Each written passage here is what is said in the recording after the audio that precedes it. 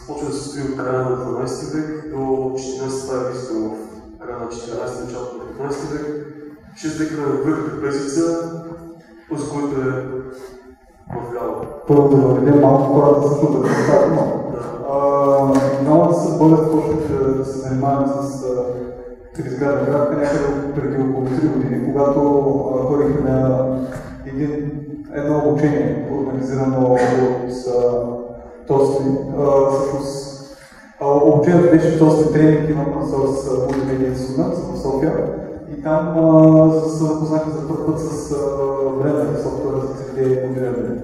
И оттам нататък започнахме да правим най-различни експерименти с него, последствие се появиха и други софтуери и някои от тези изображения са резултат от това. Да, отделно се занимавахме с Майя, специално още в този курс, защото ние се занимаваше с тези купищни пространствени проблеми, делка вече нещо пиштове на област. И така се развиха нещата, ще научим да правим дипломна работа с 3D. Оттам нататък решихме да направим проект, който от една страна да бъде полезен, защото искахме да работим с други хора с реални данни и затова че да направим установка на един от балансирите, които се намират в трапезица.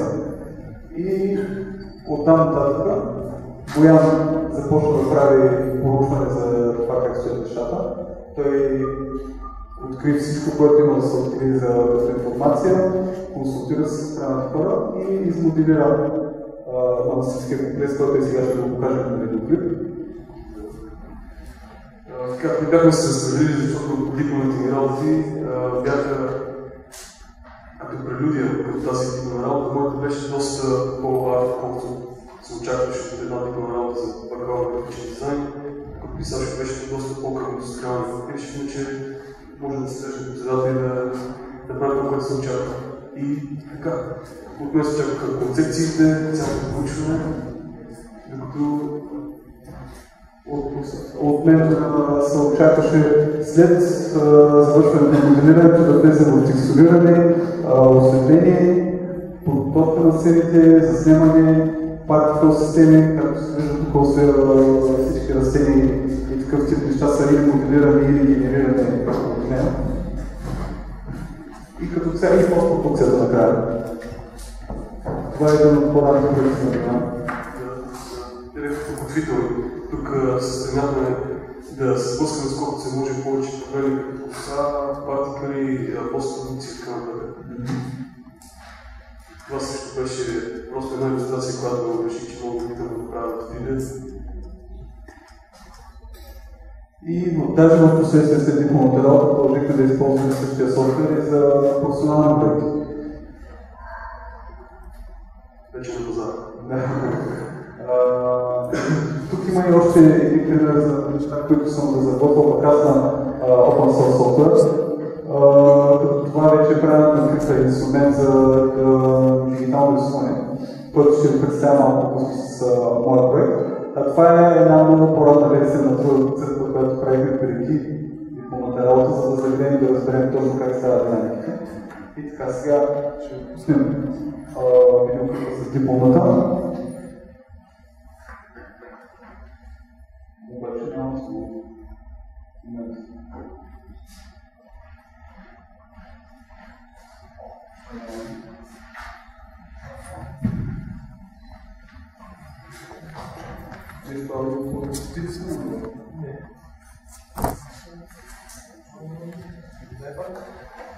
Не.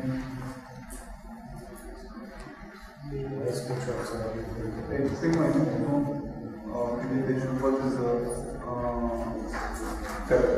Я да видим сега.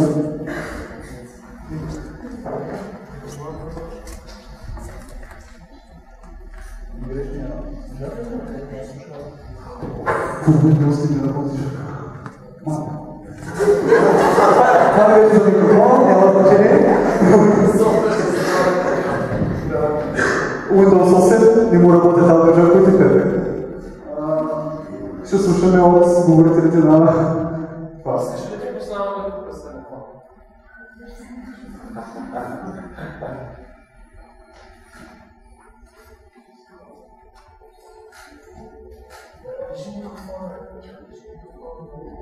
Микрофона.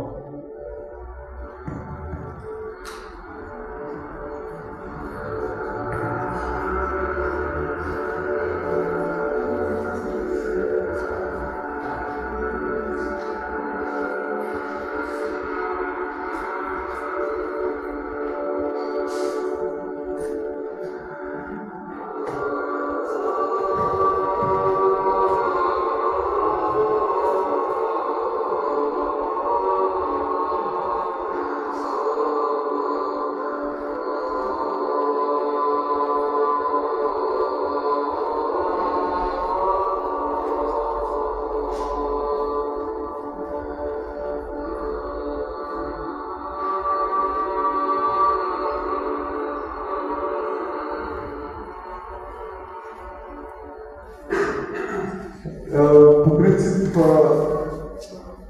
качеството на крайния продукт трябваше да е доста по-високо, за жалост поради редиране на лаптопи в продължение на 2 седмици ден и нощ. И нямаше как да изкараме по-висока резолюция на този проект. И в последствие, след като приключихме с тази дипломна работа, и двамата продължихме за COVID да работим с най-различни open source приложения. Причината, поради която всъщност тръгнах да се занимавам с подобни неща, беше, че въпреки че обичам програми като Photoshop, Illustrator и така нататък, за всичките над 7-8 години, в които ги ползвам, до този момент не съм си купил нито една от тях и това не ми е много приятен факт. И затова реших да търся някакви алтернативи, които мога да ползвам легално. И в последствие открих много алтернативи. Истината е, че се оказва, че над 90% от функционалността, която ползваме като CG артисти и като дизайнери, вече е достъпна в много open source програми, просто ние не знаем за тях, защото няма достатъчно говорене за тези неща, няма кой да сподели, че съществуват. Всички са решили, че съществуват примерно само Photoshop, никой не знае за криптенето, никой не знае за GIMP и за подобни инструменти. И така, тръгнем първо продукта.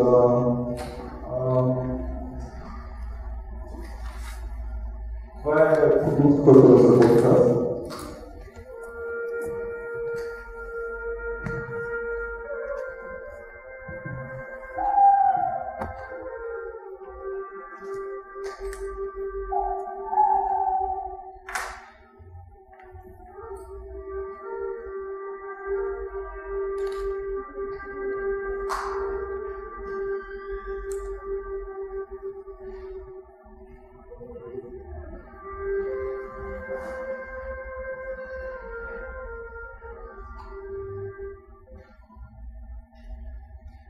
И накратко ще ви приведа през процеса, с който минах да разработя това нещо. Техниката, която съм използвал, има много имена. Някои казват 2.5D, някои казват Parallax Effect, Image Mapping и така нататък.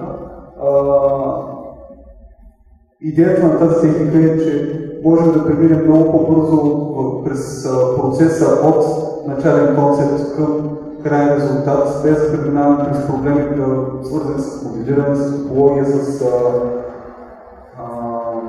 текстуриране и така нататък. И напоследък този тип изображения и този тип анимирани концепти са много популярни, особено в сферата на компютърните игри, в сферата на филмите. Примери най-свежите, които ми идват на главата, са Might and Magic сериите, имат много синематик клипове, които са с такава техника изработени, League of Legends, а от филмите на Marvel много от финалните кредити са изработени точно чрез подобните техники. И тъй като работя абсолютно сам, идеята ми беше да мога да направя един проект, който да мога да изпълня абсолютно само в много кратки срокове, за да демонстрирам, че всичко това може да бъде изпълнено с open source софтуер и да има качествен крайен резултат. И тук започваме с начално концептуализиране още на персонажа, след като съм завършил с проучването, наясно съм горе-долу какво търся, започвам да търся общи силуети и форми. Това е много удобно, че с инструментите на крита, тъй като има един инструмент, който бих описал най-лесно като интерактивно ласо. В Photoshop много от вас знаят ласо инструмента, който позволява да се заобикаля дадена зона като селекция. А в този случай буквално можеш да рисуваш с тази зона и да виждаш резултати в реално време, без да изпълняваш 2-3 операции, а просто преминаваш и заграждаш дадена зона и тя се изпълва или с цвят, или се изтрива, или както прецениш. И тук натрупваме вече различни концепти, различни посоки, в които мога да се движа и генерирам идеи, без да се задържа много на една конкретна търся нещо, за което мога да се хвана. Ето, започвам да се концентрирам над определени фигури, които ми комуникират, повечето смятам за по-точни. Създавам условията, в които да продължа нататък и да започна да почиствам допълнително. И тук вече сме в фазата на по-ясната вариация на един конкретен вариант, разчистване на дадени проблеми, свързани с облеклото, с костюма, с орнаментите и така нататък.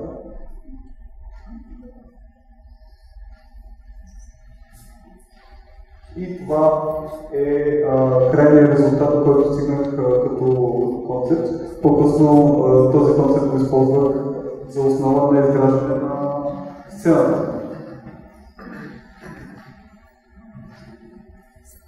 След като получих крайния дизайн, започнах да влизам в конкретния жест, който искам да използвам за финалната сцена, защото жестовете комуникират невероятно много за характера на героя, за неговите вътрешни качества, за неговото емоционално състояние и така нататък. И затова беше много важно да намеря жест, който от една страна да бъде удобен за разбиране, от друга страна да бъде достатъчно интересен и раздвижен, за да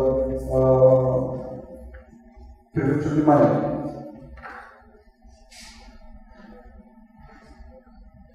И даже по абсолютно случайно в последствие видях, че това може да е много в секвенс от анимации, но може би за по-нататък да пробвам нещо такова. След като бях готов с скицата на фигурата и може да я използвам за мащаб, започнах да генерирам така наречените тъмнел или древни скици на околната среда, които ми позволяваха да реша общите форми и пространството в околната среда, да намеря различни варианти за декора, какво ще бъде осветлението, общата атмосфера и така нататък. Отново това става в рамките на може би час са генерирани всичките скици, може би малко повече. Идеята им е отново да раздвижаме се от и да потърся най-различни решения за конкретния случай, за конкретната сфера, която търся. Тук използвам най-разнообразни черти, като повечето от тях са базови, подобни на тези, които са в Photoshop, но има някои, които са абсолютно уникални за крита, инструмента, който ползвам. Тук вече имаме и светли вариации, които ми позволяват да открият точната температура на осветлението и като цяло точно усещане, което гоня в края на сцена. И след като съм подбрал вариант, който да доразработя, започвам да го доразработвам. Като тук идва една много критична фаза за този тип проекти и тя е планирането на отделните слоеве. Тъй като тук имаме натрупване на много плоски изображения, трябва цялото изображение трябва да бъде раздробено на планове и на слоеве, които да могат да бъдат поставени после в 3D софтуера и да създадат идеята, че имаме натрупване на модели един пред друг, един зад друг и да създадат илюзията за пространство. И малко решавам този проблем, да разработвам отделните слоеве без да навлизам в конкретни детайли, мисля за общия силует на нещата.